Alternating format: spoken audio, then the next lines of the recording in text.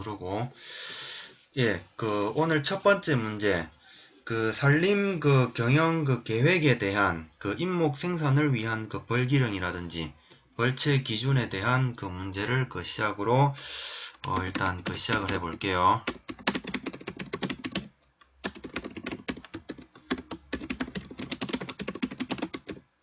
경영 계획을 수립을 할 때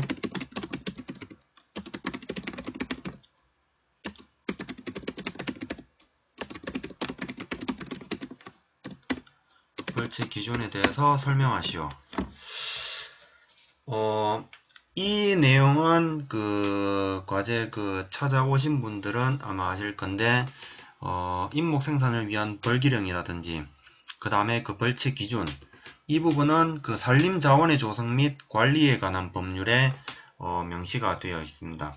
그래서 이 문제 같은 경우에는 개요를 산림 자원의 조성 및 관리에 관한 법률의 개요로서 그 법률의 목적을 개요로서 적는 것도 하나의 괜찮은 방법이 될 거고, 그리고 또 하나는 산림 경영에 대한 개요로서 시작을 해서 산림 경영이란 무엇이냐, 그런 방법으로 가면 될 것 같아요.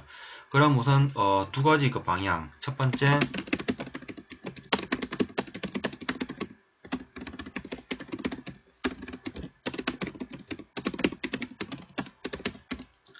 산림의 조성 및 관리에 관한 법률의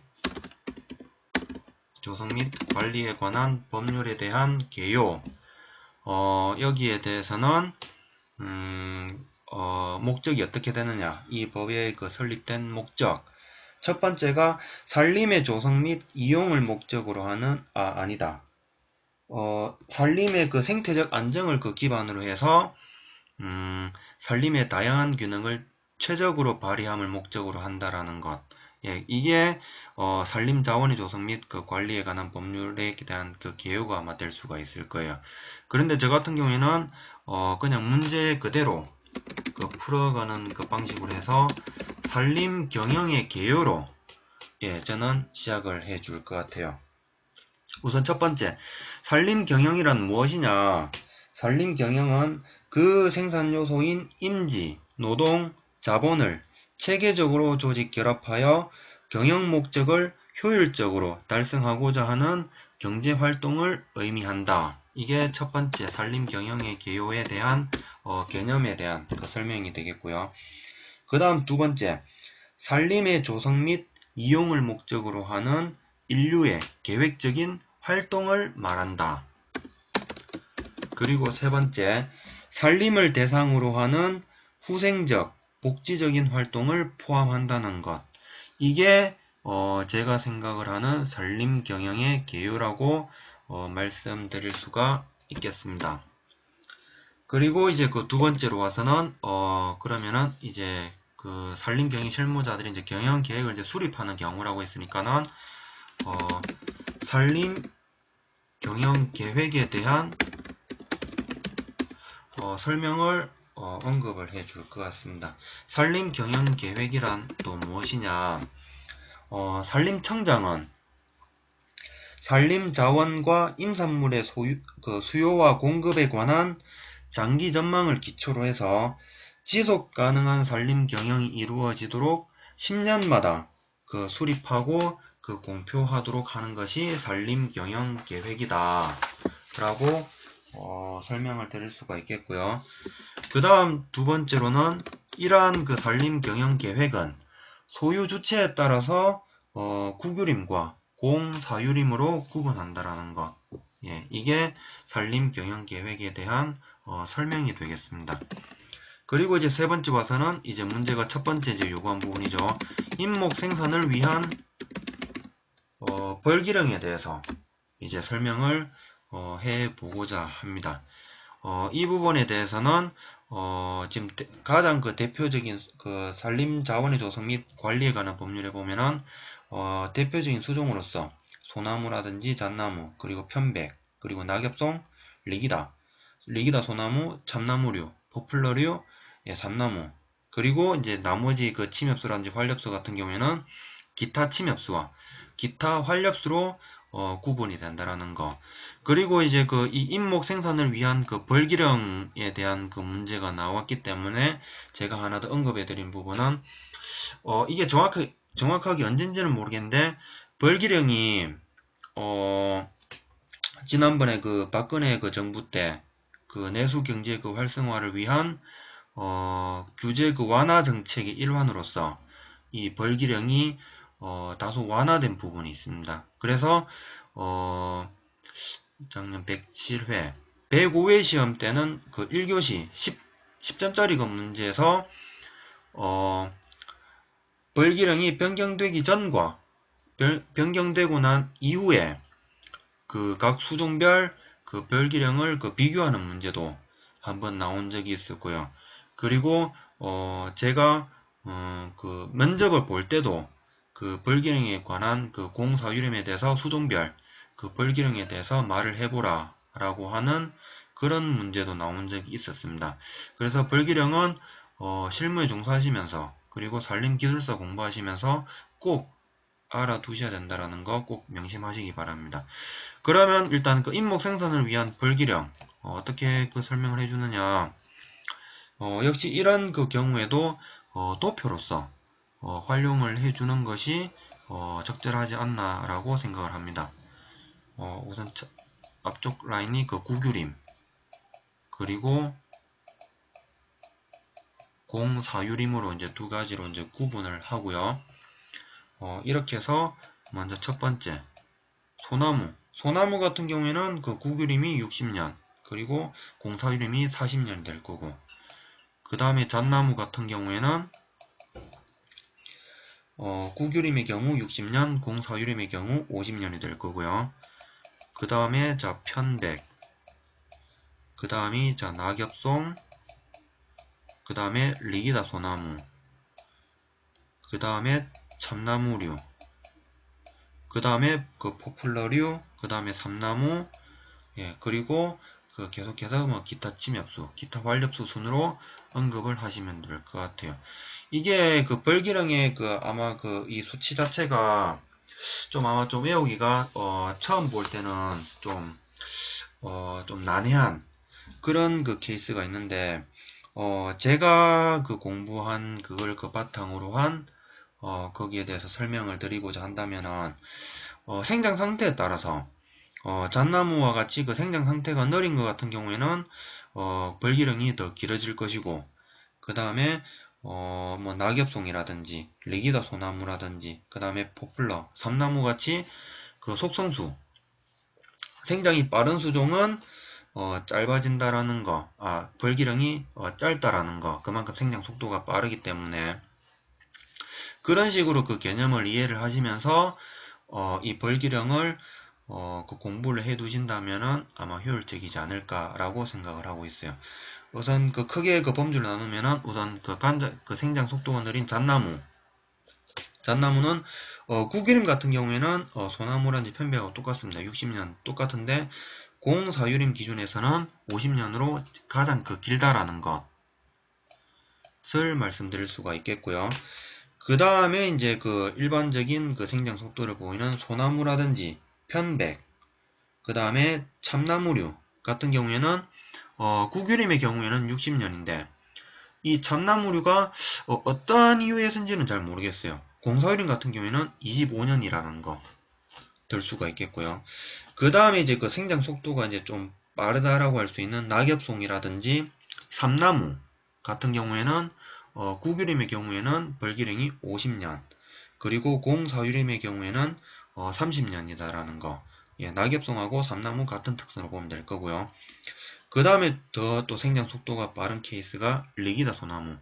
리기다 소나무 같은 경우에는 구규림 같은 경우에는 30년, 공사유림 같은 경우에는 25년, 그리고 그 참나무류가 공사유림 기준으로는 그 리기다 소나무와 같이 25년이라는 거, 그렇게 하시면 될 것 같고요. 그 다음에 가장 그 속성수라고 할 수 있는 포플러류. 포플러는 구규림이든 공사유림이든 같은 그 3년이라는 거. 예, 그렇게 개념을 이해를 하고 계시면 될 것 같습니다. 그리고 이제 이렇게 이제 그 도표를 이제 나열을 했으면은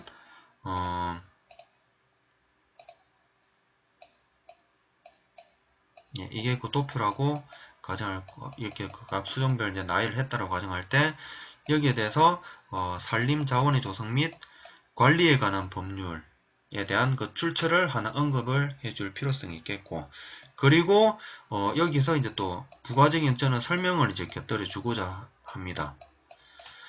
이번 그 벌기령에 대한 그 규제 완화적인 그 부분에 대해서 저는 언급을 해줄 것 같아요. 우선 첫 번째, 이번 그 벌기령은 49년 만에 그 벌기령에 대한 그 규제의 완화가 이루어졌다라는 거. 그리고 두 번째, 이러한 그 벌기령이 그 산정된 기준은 목재가 시장에서 가장 적정한 가격을 받을 수 있는 연령을 기준으로 한다라는 것. 그게 두 번째 특징이 될 거고요. 그 다음 세 번째 특징으로는 이러한 그 벌기령 완화 정책이 내수 경제 활성화 정책으로서 국산 그 목재의 안정적인 공급과 임업에 대한 그 활성화를 그 기대를 할 수 있다라는 것. 이것이 세 번째가 될 거고, 그 다음에 이제 네 번째 설명으로는 이러한 그 벌기령을 기준을 완화함으로써 국산 그 목재 작업률에 대한 그 재고라든지 그 다음에 원활한 그 원자재에 대한 그 공급을 그 기대할 수가 있겠다 라고 이제 설명을 해주고, 이제 부연적인 설명으로는 현재 그 우리나라의 목재 작업률에 대해서 과거 그 10%대 초반에서 약 17%까지 상승을 했습니다. 그런데 이후에 다시 16%대로 다시 감소 추세에 있다라는 것. 예, 그 특징에 대해서 이제 부연 설명을 또 해줄 필요성이 있겠고요. 그 다음에 이제 다섯 번째 설명으로는 이렇게 그 벌기령이 완화됨으로 인해서 연간 1150억 원 가량의 소득 증대 효과가 발생할 수가 있다라는 것. 예, 이렇게 저는 임목 생산을 위한 벌기령에서 부연 설명으로 추가를 해줄 것 같습니다. 예, 그렇게 임목 생산을 위한 벌기령 설명을 이제 마무리하고요. 그 다음 이제 네 번째로 와서는 임목 생산을 위한 벌채 기준에 대해서 이제 또 그 내용을 또 답안을 전개를 하려고 합니다. 임목 생산을 위한 그 벌채 기준은 크게 네 가지로 구분할 수가 있겠죠. 먼저 첫 번째가 수확을 위한 그 벌채가 있을 것이고, 그 다음 두 번째가 숲 가꾸기를 위한 벌채, 그 다음 세 번째가 수종 갱신을 위한 벌채, 그리고 네 번째가 피해목 제거를 위한 벌채. 예, 이렇게 네 가지로 구분할 수가 있겠습니다. 우선 첫 번째, 수확을 위한 벌채. 수확을 위한 벌채란 무엇이냐?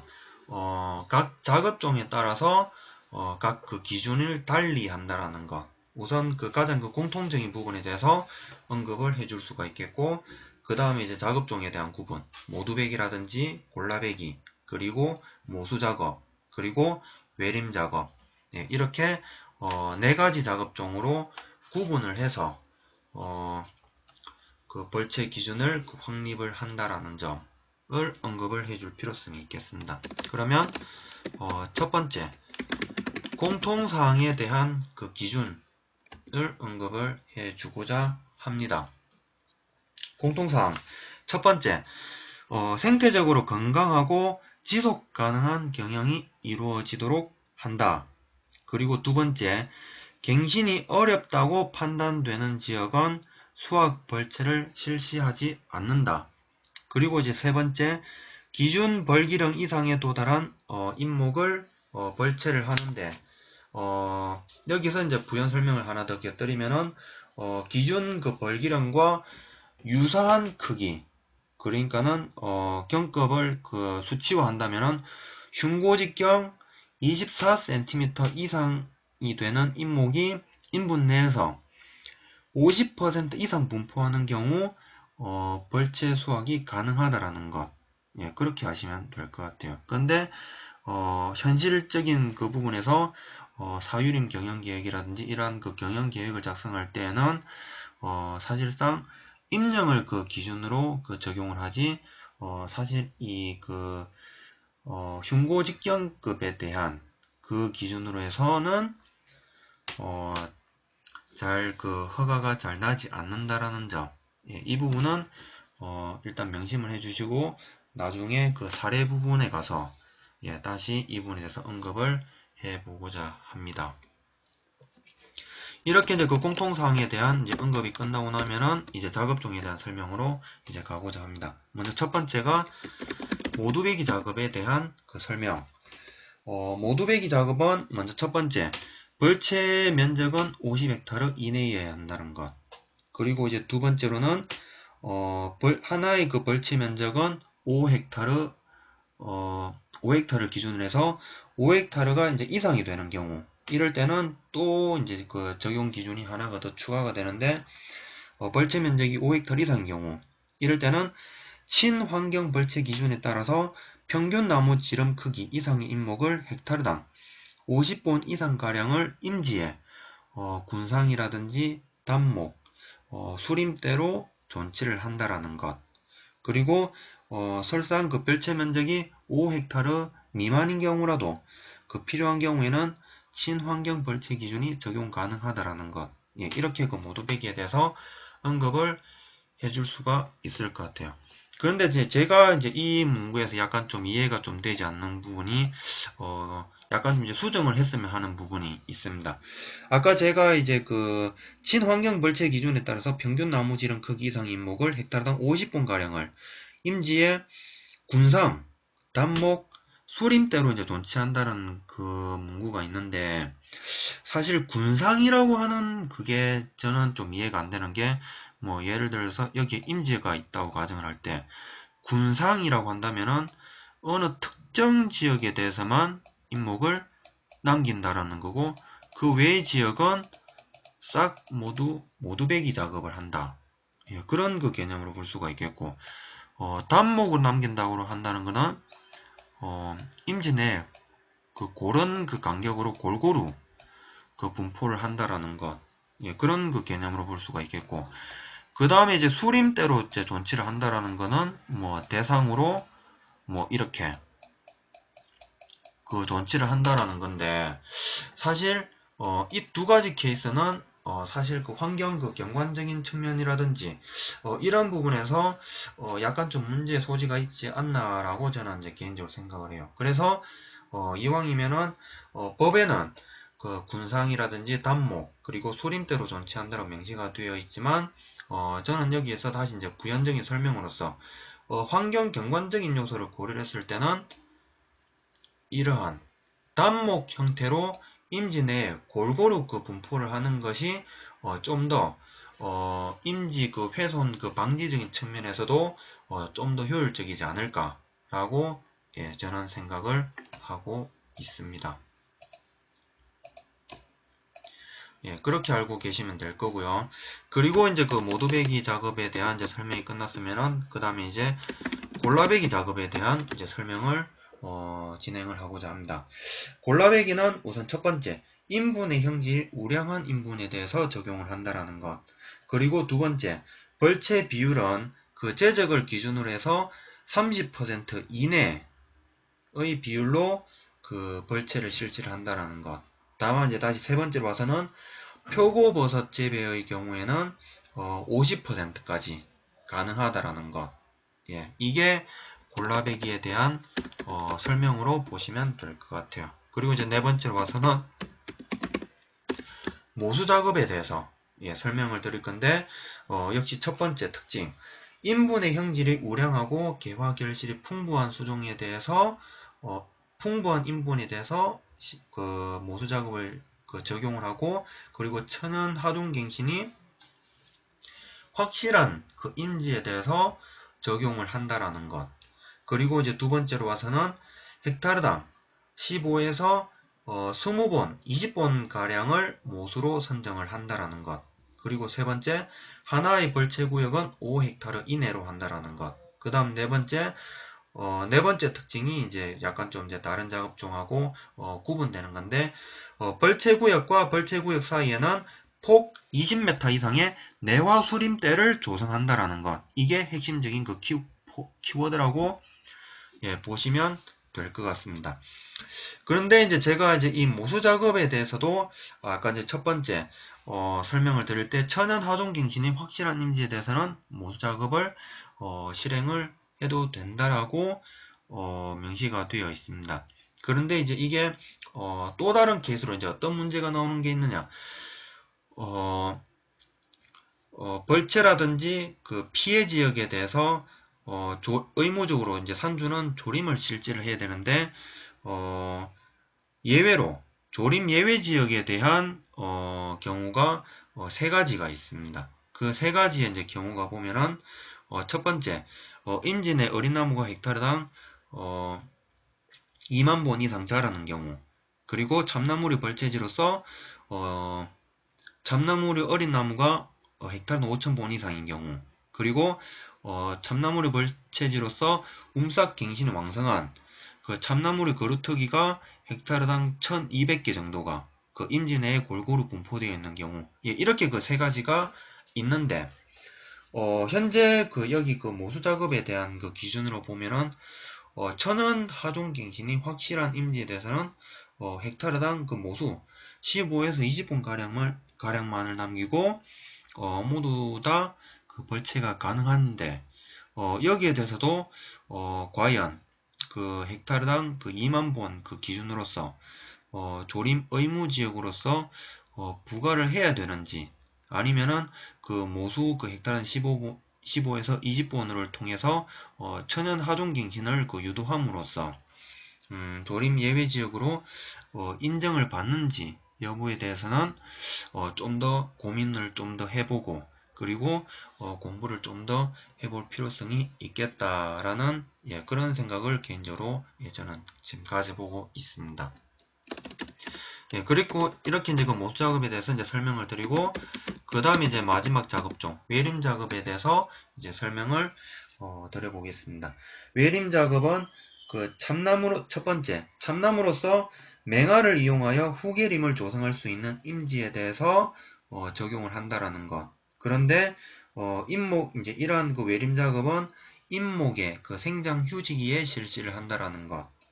그리고 이제 두 번째 설명으로 와서는 이러한 그 외림 작업을 이제 실행하고자 할 때 절단면을 남쪽 방향으로 약간 비스듬하게 그 한다라는 것. 그러니까는 여기에 대해서는 그림을 간단하게 이제 추가를 해 준다라고 한다라면은 이렇게 비스듬하게 그 빗물이 그 고이면 안 되도록 그 혹시 그 기사고 공부하시면서 기억나실지 모르겠는데 아마 그 객관식 형태로 나온다라면은 막 뭐 이런 형태의 그림도 있을 것이고 그리고 뭐 이런 형태의 뭐 그림도 막 있을 것이고, 그 중에서 어느 게 가장 그 최적의 형태냐 그라는 그 문제가 간혹 그 나오는 경우가 있었는데, 그런 부분도 이런 그 답안을 언급을 해줄 때 그 부가적인 그 그림으로서 하나 그 그려주는 것도 포인트를 얻는데 좀 더 효과적이지 않을까라는 생각을 예, 가져봅니다. 예, 그리고 이제 이렇게 이제 그 외림 작업에 대한 이제 설명까지 이제 마무리가 되었고, 이제 그 다음에 이제 두 번째로 이제 와서 이제 첫 번째 수확을 위한 그 벌채 기준을 했고, 이제 그 다음에는 숲 가꾸기를 위한 그 벌채 기준에 대해서 설명을 하고자 합니다. 우선 첫 번째 숲 가꾸기를 위한 벌채. 수관이 그 상호 중첩이 되어서 밀도 조절이 그 필요한 임지에 대해서 적용을 한다라는 것. 여기에 대해서 이제 개념을 지난 시간에 공부했던 그 부분에 대해서 이제 약간 이제 복합적으로 응용을 해서 제가 이제 여기 이 답안에 한번 기술해 보고자 할게요. 지난번에 그 인분 밀도에 대한 그 척도 그 한번 설명을 드렸을 거예요. 혹시 그 8가지 혹시 다 생각이 나시는지 모르겠는데, 그 중에서도 수관 그 경쟁인자라는 그 용어가 있었죠. 크라운 그 컴피티션 그 팩터, 그러니까 CCF 그 비율이 수간 그 중첩도에 따라서 100% 이상이 되는 지역이 있는데, 그러한 그 수간 그 경쟁 인자에 따라서 상호 그 중첩 그 수간이 그 상호 중첩되는 그 비율이 뭐 대략적으로 한 70% 이상 70% 이상 경우에 대해서는 어느 정도 속가배기가 이제 필요하다라는 거. 예. 그런 그 개념으로 보시면 될 것 같아요. 같이 이제 그 수간 경쟁인자를 그 곁들여서 예, 여기에 언급을 해주는 것도 효율적이라고 저는 생각을 가지고 있습니다. 그리고 이제 그 두 번째 설명으로 와서는 이러한 그 속가배기 사업에 대한 그 시업 기준은 그 목재 생산님의 그 기준에 그 준하여 작업을 이제 대경제와 뭐 중경제, 소경제로 구분을 해서 한다라는 거. 여기에서 소경제, 중경제, 대경제에 대한 그 경급 구분은 우리가 통상적으로 그 산림 조사 시에 그 조사는 뭐 경급 6cm 미만인 경우에 뭐 치수, 그 다음에 6에서 16은 소경목, 뭐 18에서 28은 뭐 중경목, 30 이상은 뭐 대경목, 이 기준이 아닙니다. 지속 가능한 산림자원 관리 지침에 따른 그 목재 생산림 기준은 대경목인 경우에는 경급이 40cm 이상, 그리고 중경목인 경우에는 20cm에서 40cm 범위, 그리고 소경제는 20cm 미만으로 예, 이렇게 그 보고 있기 때문에 이 그 부분에 대한 그 목재 생산림에 대한 그 목재 그 경급에 대한 그 구분하고 산림조사 시에 그 목재 경급에 대한 임목급 경급에 대한 그 구분이 다르다라는 것 꼭 그 명심을 하시기 바랍니다. 예, 이렇게 그 숲 가꾸기를 위한 그 벌채에 대한 이제 설명은 또 끝났고, 그 다음 이제 세 번째로 와서는 수종갱신을 위한 그 벌채 기준에 대해서 또 이제 설명을 해보고자 합니다. 수종갱신을 위한 그 벌채 기준에는 크게 이제 두 가지로 구분을 하는데, 첫 번째가 그 유질수에 대한 그 수종갱신이 되겠고, 그 다음 두 번째가 불량인분에 대한 그 수종갱신이 되겠습니다. 우선 첫 번째, 유질수에 그 대한 그 수종갱신. 여기에 대해서는 첫 번째 설명. 밤나무 등 유질수의 노령목에 대한 그 갱신이 이제 필요한 지역. 그리고 품종 개량을 위해서 갱신이 필요한 지역에 대해서는 그 유질수의 그 수종갱신이 가능하다라는 것을 언급할 수가 있겠고요. 그리고 이제 두 번째, 불량림에 대한 그 수종갱신에 대한 언급. 불량림에 대한 수종갱신에서는 수간이 그 심하게 굽었다라든지 아니면은 생장 상태가 불량하여 다른 수종으로 그 갱신이 그 필요하다라고 생각이 드는 임지에 대해서 적용을 한다라고 생각을 하시면 될 것 같아요. 그런데 이러한 그 수종 그 갱신 대상에서 제외가 되는 또 지역이 있습니다. 그 지역이 어디 지역이 있느냐? 첫 번째, 암석지라든지 성역지, 황폐 우려지로서 갱신이 어려운 지역이 되겠고요. 그 다음 두 번째로는 임지 생산 능력 급수가 4급지, 5급지인 지역이 제외가 된다라는 것. 그리고 이러한 그 수종 그 갱신을 위한 이제 벌채 대상지를 이제 선정을 하고자 할 때 어떠한 기준으로 이제 적용을 하느냐? 산림청장이 정하여 고시한 인분의 수종 갱신 판정표에 따른 갱신 판정 임지 지역에 따라서 그 수종 갱신이 이루어진다라는 것, 예, 명심을 하시면 될 것 같아요. 인분의 수종 갱신 그 판정표. 이게 그 가장 그 최근에 그 기준이 그 설립된 거로서 인분 이제 크게 이제 두 가지로 인분 밀도 등급과 인분 그 형질 등급으로 구분을 하고요. 그리고 인분 형질 등급은 다시 수관하고 수간하고 그 다음에 이제 수간의 그 힘 정도에 따라서 그 세부적으로 이제 지수화하고 점수화해서 수종갱신이 적합을 한지 아니면 부적합한지에 대해서 적용을 하는 그런 그 기준이라고 보시면 될 겁니다. 그리고 제가 이제 하나의 그 예상 그 문제로서 생각을 하고 있는 게 이 인분의 수종갱신 판정표에 대한 문제가 사실 좀 예상이 좀 된다라는 것. 이번 110회 그 7월 30일 시험이라든지 아니면 그 이후에 내년 시험이라든지 한 번쯤은 좀 나오지 않을까라는 예, 그런 생각을 가지고 있기 때문에 한번 그 세부적으로 산림자원의 조성 및 관리에 관한 법률을 가시면은 그 별표란에 그 첨부가 되어 있습니다. 예, 한 번쯤 여기에 대한 그 벌기형이라든지 그 벌채 기준에 대해서 공부를 하시면서 인분의 수종 갱신 판정표도 같이 그 공부를 그 병행을 하시는 것도 꽤나 효율적이지 않을까라는 생각을 예, 가져봅니다. 예, 이렇게 이제 그 세 번째 이제 수종 그 갱신을 위한 그 벌채를 했고요. 그 다음 이제 마지막 네 번째가 피해목 제거를 위한 그 벌채가 되겠습니다. 이 피해목 그 제거를 위한 벌채라는 거는 설명은 첫 번째 피해의 그 확산 그 방지 또는 그 피해 복구에 알맞은 그 방법으로 실시한다라는 것. 이게 그 가장 그 간단한 그 설명이라고 설명을 드릴 수가 있겠고요. 그리고 이제 여기에 대해서는 제가 혹시 그 제 그 칼럼에 그 지난주에 그 피해목 그 제가 그 설해라든지 그 풍해로 이번 그 피해목 그 조사 활동에 대한 그 칼럼을 혹시 그 한번 그 읽어 보셨는지 모르겠는데 그 부분에 대해서 제가 이제 어떻게 설명을 했느냐.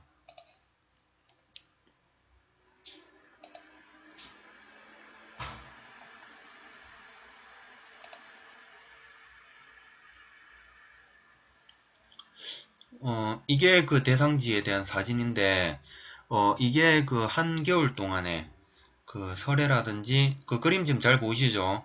설해라든지 그 풍도목으로, 풍해에 대한 그 피해를 입어서 이렇게, 예, 피해를 입은 그 케이스였는데, 여기에 대해서 이제 그 피해목 제거에 대한 이제 설계 방향을 이제 어떻게 잡았느냐에 대해서 이제 설명을 드린다면은, 어, 이렇게 했습니다. 일단은 사실 여기에 대해서는 벌채 훈정 작업이 이제 들어가는데 벌채 훈정 작업이 들어간다는 얘기는 소나무 그 재선충병에 대한 그 매개충 그 서식처 그 제거 사업이 되겠죠. 그런 그 명목으로 실시를 하는데 조사 방법은 전수 조사 방법이 아니라 표준지 조사 방법으로 예, 실시를 했습니다. 약간 좀 이제 사업 그 예산적인 그 비용적인 측면이라든지 그런 그 부분 때문에 예, 이번에는 그 부득이하게 예, 그렇게 이제 조사를 했고요.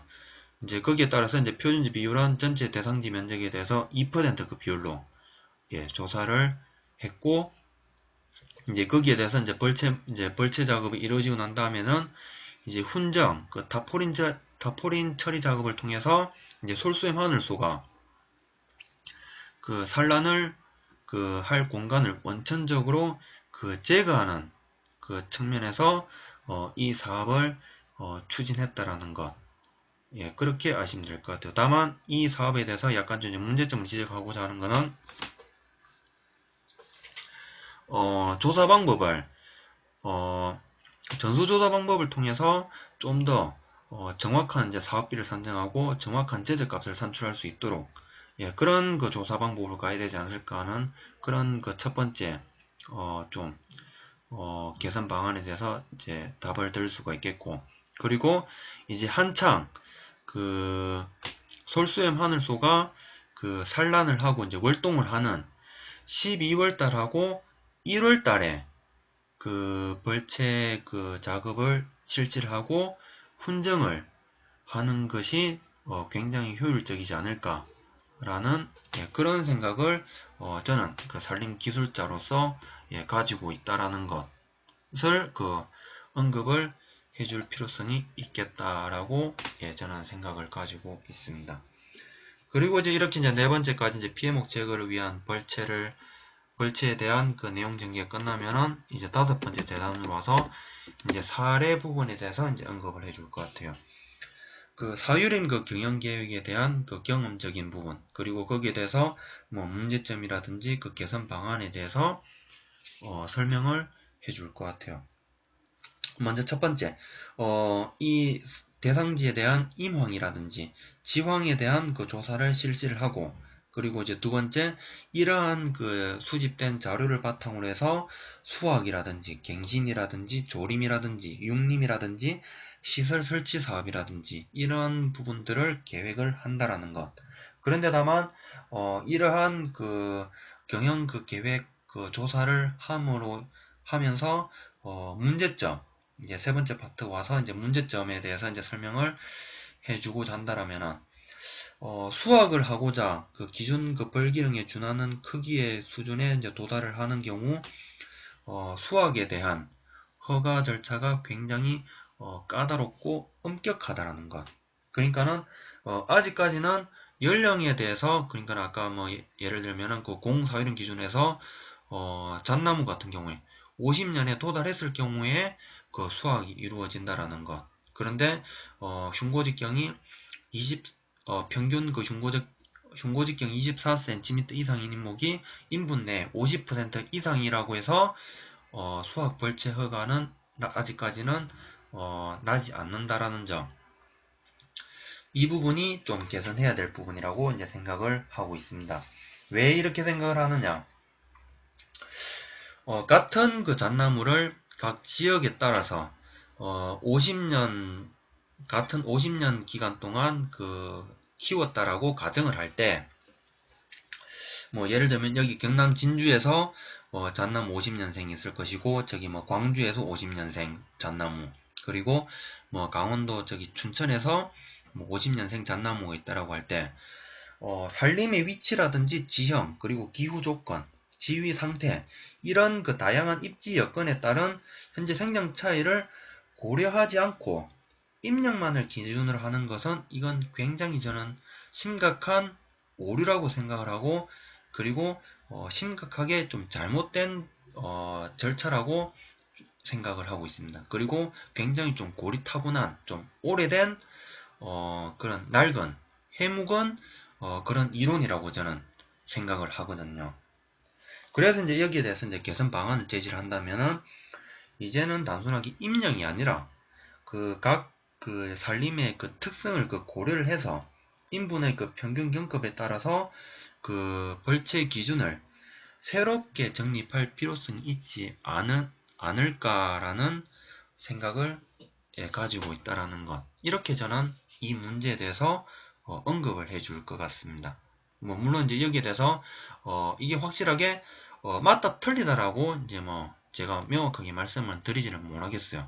근데 만약에 제가 이제 이런 문제가 나왔고 답안을 서술을 한다라면은, 예, 이렇게 문제점을 제시를 하고 개선 방안을 하나 제시를 해줄 것 같아요.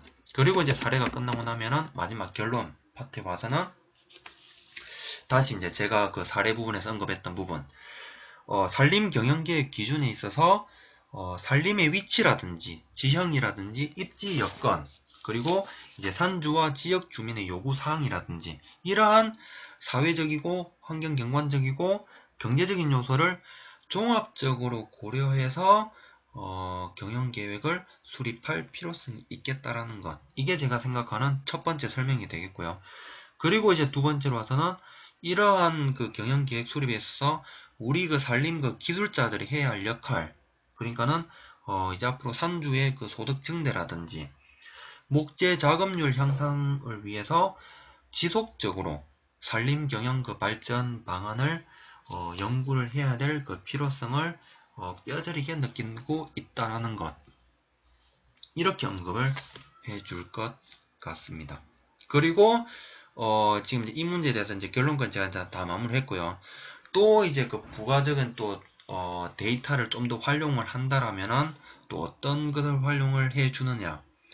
현재 그 우리나라 그 산림 그 경영 계획에 대한 그 수립 실적이 그 구규림과 그 시도로 구분했을 때, 그리고 전체적인 그 산림 면적에 대해서 몇 퍼센트가 현재 수립되어 있는지 혹시 아시는 분 계십니까?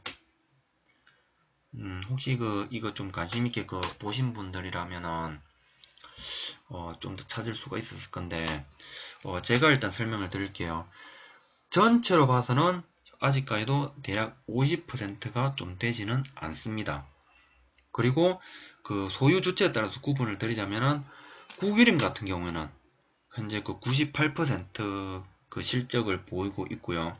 그리고 시도로 이제 내려가서는 시도의 이제 산림에 대해서는 아직까지 40%밖에 되지 않는다라는 것. 굉장히 지금 저조하다고 볼 수가 있겠죠. 이러한 그 저조한 그 산림 경영 계획 그 수립 실적에 대해서 앞으로 이제 정부에서는 지금도 아마 하고 있을 거예요. 세제 감면 혜택을 준다라든지, 그리고 산림 사업비에 대한 그 보조를 실시한다라든지, 그리고 까다로운 허가 절차를 생략을 한다라든지, 이런 그 정책적인 그 보조가 필요하지 않겠나 라는 부분도 이 문제에 대해서 잘 활용을 하신다라면 굉장히 좋은 점수를 받지 않을까, 저는 그렇게 생각을 가지고 있습니다. 그리고 이제 그 CSW님께서 그 과제 해오신 거 한번 살펴보도록 하겠습니다. 첫 번째, 산림 경영 계획의 그 개요로서 이제 그 개념을 설명해 주시고, 이제 그 소유 주체에 따른 이제 구분, 언급을 해 주시고, 그리고 내용 부분 설명을 해 주셨고, 그리고 그 기준 벌기능에 대해서 그 도표로서 활용을 해 주신 부분, 그리고 단순히 그 기업 경영님 부분도 언급을 해 주시고, 그 다음에 이제 그 특수용도 그 기준 벌기능에 대한 그 간략한 설명도 언급을 해 주셨습니다. 그리고 벌채 기준에 대해서는 아마 저랑 그 비슷할 거고요. 그런데 벌채 기준에서 수확을 위한 그 벌채 기준만 언급을 하셨는데, 아까 제가 그 추가적으로 4가지 그 숲 가꾸기를 위한 그 벌채 기준과 수종갱신을 위한 벌채 기준, 그리고 피해목 제거를 위한 그 벌채 기준도 같이 아마 그 포함을 해 주셔야 될 겁니다. 이 문제에 대해서. 그리고 이제 그 사례적인 부분, 뭐 이제 그 사회적인 그 경영 계획에 대해서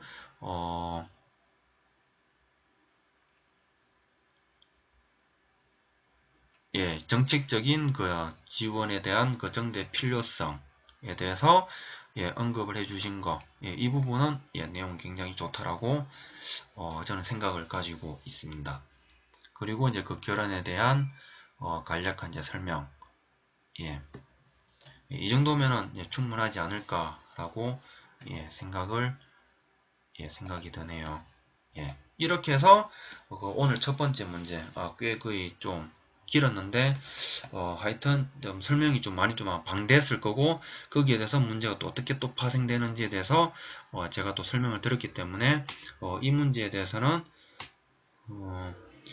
외림 작업은 단면을 이렇게 하는 이유가 최고 우선 그게 물이 고이지 않도록 하는 것입니다. 물이 고이지 않도록 하기 위해서 이렇게 벌채면을 비스듬하게 해야 물이 고이지 않고 이렇게 흘러내려가거든요. 만약에 이렇게 수평으로 한다든지, 아니면은 뭐 이렇게 약간 좀 물이 고이게끔 한다든지, 이렇게 돼버리면은 맹아가 잘 자라지가 않습니다.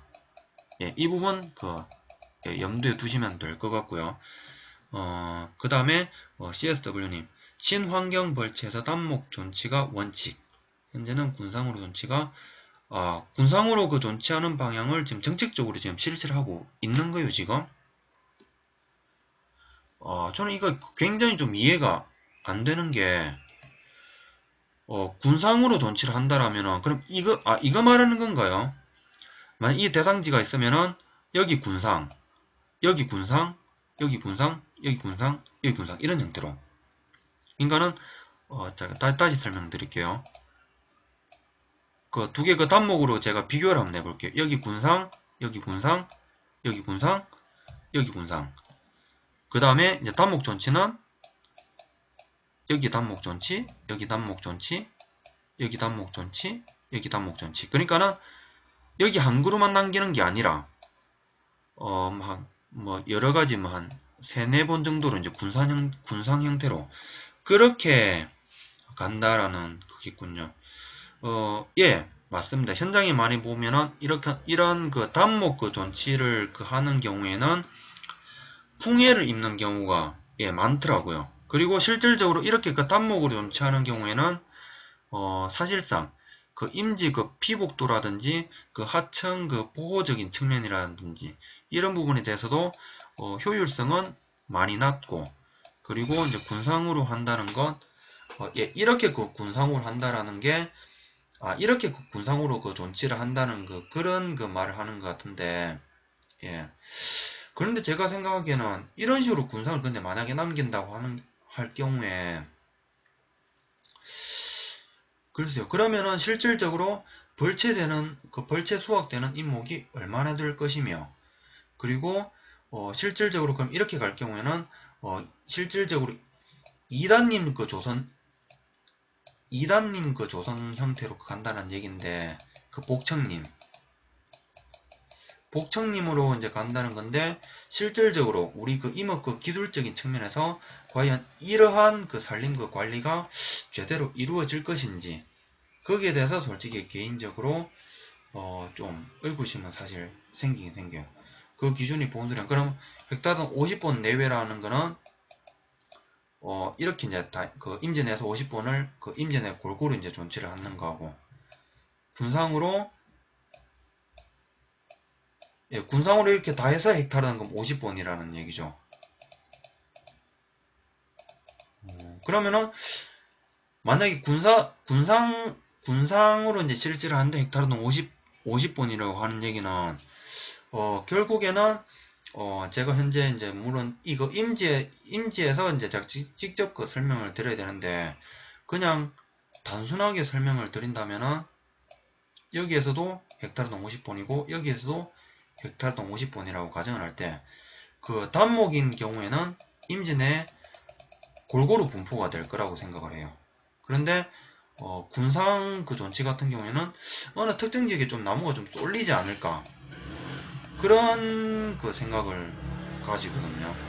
예, 이 부분에 대해서는 한번 좀 더 계속 좀 연구를 해보고 계속 좀 공부를 좀 추가적으로 해볼 필요성이 있지 않을까, 예, 그렇게 생각을 한번 가져봅니다. 이 부분에서는 계속 좀 한번 계속 고민을 좀 해봐야 될 것 같습니다.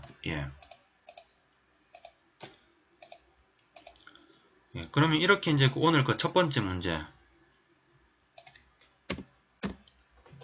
그 마무리